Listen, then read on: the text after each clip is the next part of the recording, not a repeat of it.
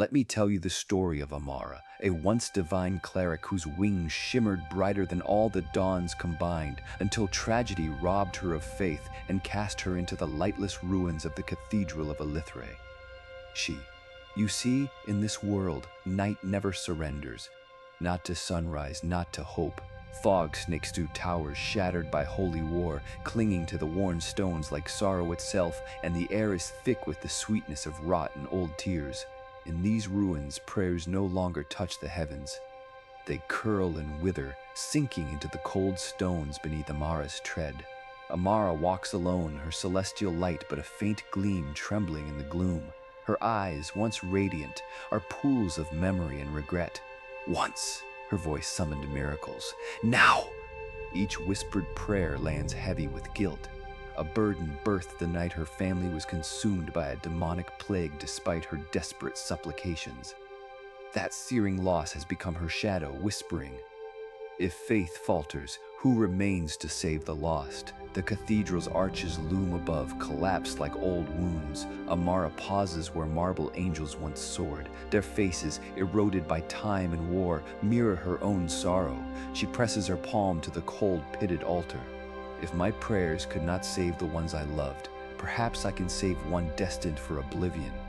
The words barely escape her lips, yet they ring in her mind with every step.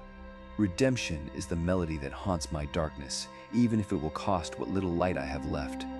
Guided by legend and desperation, she traces the faded glyphs carved by hands long dead, deciphering the fragmented history of the curse.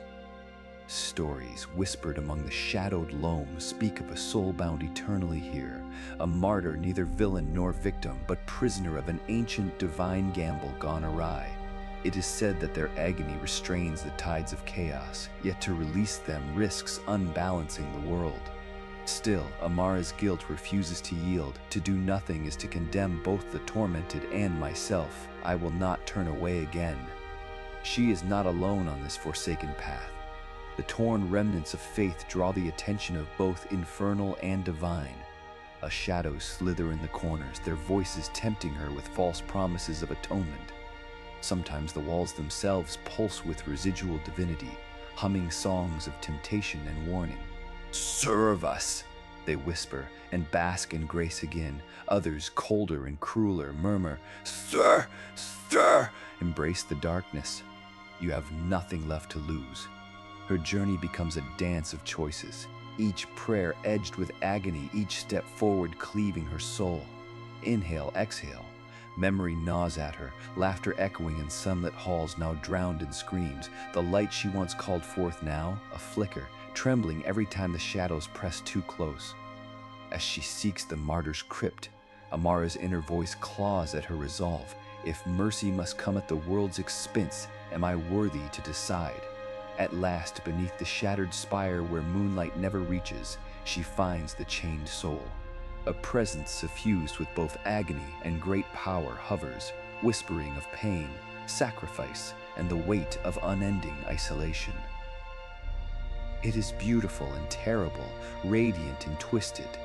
The soul gazes out from the darkness, and Amara sees herself reflected, a mirror of guilt, hope, and the longing for release. "You bear a wound not unlike my own," the martyr murmurs, "and yet your light has not gone out." Torn between temptation and duty, her thoughts spiral. To free this soul is to unmake the balance that restrains the darkness, yet to leave them bound is to forsake mercy for the sake of order.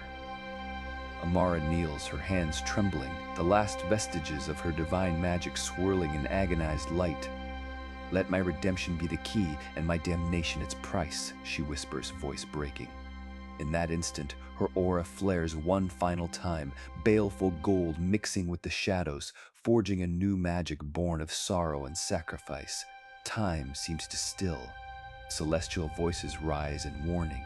Infernal laughter echoes as chains snap and the martyr's agony lessens at last. In the hush that follows, twilight deepens, and Amara feels the divine presence within her shatter, her connection to the gods severed by her impossible choice. Zoo. But as the cathedral holds its frozen breath, she knows mercy, once given, can alter not only a soul's fate, but the world's. When fog thickens anew and the broken windows glint with pale, mournful light, Mara rises. Her visage is altered, neither saint nor monster, but something fragile and fierce in between. The whispers of the gods fade to silence.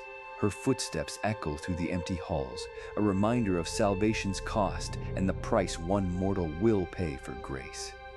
Some say her legend lingers in the damp stones and drifting fog, that she wanders still, bearing the memory of her sacrifice, searching for fragments of hope where none remain. So, I ask you now, would you have chosen the martyr's freedom or preserved the world as it was?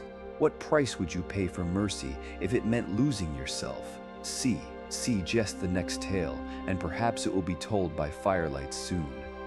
And if you wish to walk these midnight journeys with us, do not forget to subscribe and let your voice echo in the comments.